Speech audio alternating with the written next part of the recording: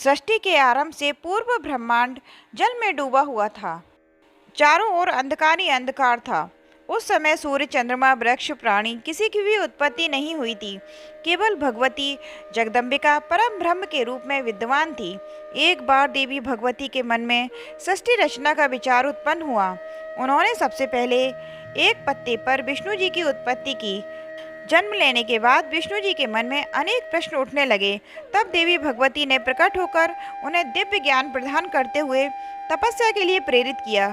देवी के अंतर्ध्यान होने के बाद विष्णु जी तपस्या में लीन हो गए। भगवान विष्णु को तपस्या करते हुए अनेक वर्ष बीत गए।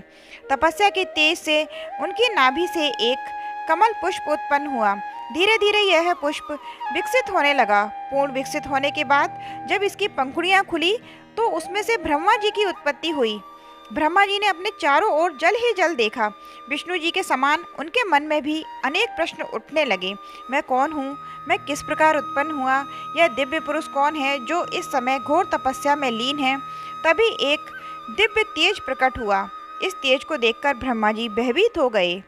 तब उस तेज में से एक आकाशवाणी हुई, हे पुत्र, भयभीत मत हो। ये तेज देवी भगवती के निराकार रूप का प्रतीक है। तुम्हारी उत्पत्ति देवी भगवती की कृपा से हुई है। इस ब्रह्मांड में देवी भगवती ही निराकार और साकार दोनों अवस्थाओं में व्याप्त है। उन्हीं की इच्छा से प्रलय और सृष्टि के जन्म और मृत्यु का चक्र चलता है। अतः हे पुत्र, देवी भगवती की तपस्या करो। ब्रह्मा जी ने तपस्या आरंभ कर दी। तत्पश्चात देवी भगवती ने शिव की उत्पत्ति की। तीनों देवों ने देवी भगवती की तपस्या करनी शुरू कर दी।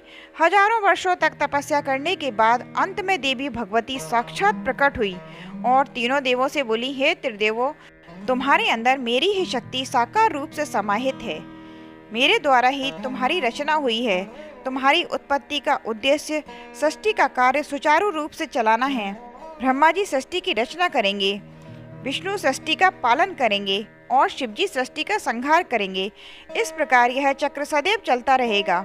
इतना कहने के बाद भगवती ने त्रिदेवों के लिए 3 विभिन्न लोकों, ब्रह्मलोक, विष्णुलोक और शिवलोकों का निर्माण किया। देवी भगवती की आज्ञा से त्रिदेवों ने अपने अपने आसन ग्रहण किए और सृष्टि की रचना का कार्य आरंभ कर दिया। इस तरह हमारी सृष्टि की रचना हुई।